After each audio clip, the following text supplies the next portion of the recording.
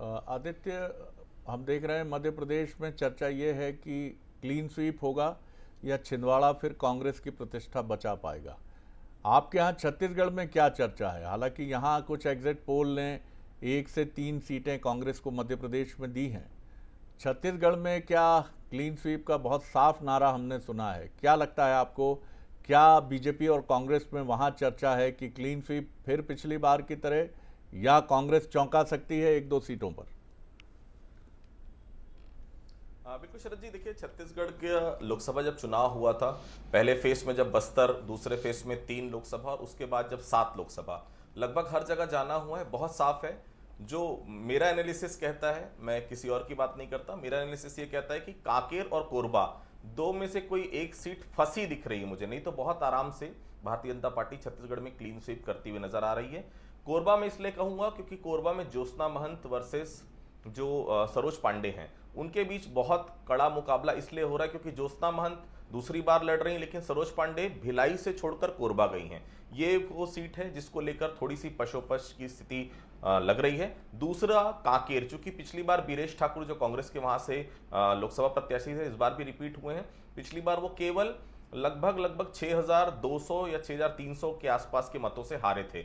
ये दो सीटें जो हैं वो थोड़ी सी फंसी हुई लग रही है, और इसमें भी मैं ये कह दूंगा 10+-1, मतलब हो सकता है 11 की 11 आ जाए या एक सीट फंस सकती है। इसके अलावा और कहीं भी कोई भी पशोपेश की स्थिति छत्तीसगढ़ में फिलहाल नजर नहीं आ रही है। इसमें कोई दो राय नहीं कि अगर मैं राजनांदगांव की बात करूं, भूपेश बघेल वहां से खड़े हैं, संतोष पांडे वहां से खड़े हैं। संतोष पांडे वर्सेस भूपेश बघेल होता, निश्चित तौर पर भूपेश बघेल को जीत वहां से मिल सकती थी, लेकिन जहां नरेंद्र मोदी का नाम एड ऑन होता है शरद जी, बहुत सारी संभावनाएं वैसी खत्म हो जाती है। इसमें कोई दो राय नहीं है कि छत्तीसगढ़ में 10 सीटें तो बहुत तय लग रही है, एक में थोड़ा सा पशोपेश हो सकता है, वो 11 की 11 हो जाए या 10 सीटें भारतीय जनता पार्टी को मिल पाए।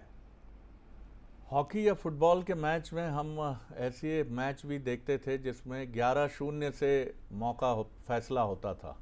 भारतीय हॉकी टीम का अफगानिस्तान के साथ मैच हुआ, 11-0 से हराया। या फिर हमने देखा कि ब्राज़ील का मैच जो है ईरान के साथ हुआ और 9-1 से हराया। तो लगता था कि कितना एकतरफा मुकाबला था, इसको देखा भी जाए या ना देखा जाए। लोकतंत्र के लिए बहुत ज़रूरी है कि विपक्ष अपनी ताकत, दोनों टीमों के बीच कम से कम इस तरह की लड़ाई हो कि वो 55 और 45 तक तो जानी ही चाहिए। एक बहुत क्लोज मुकाबला होना चाहिए।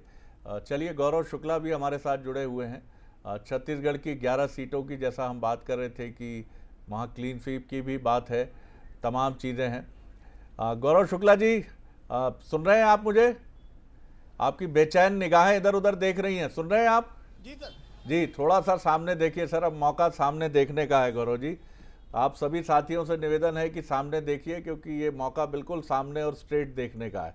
क्या कह रहा है छत्तीसगढ़? अभी बात हुई हमारी आदित्य जी से, उनका साफ कहना है कि एक आध हो जाए तो हो जाए, नहीं तो मुकाबला तो मतलब 10-0, 10-1 का इस टाइप का दिख रहा है।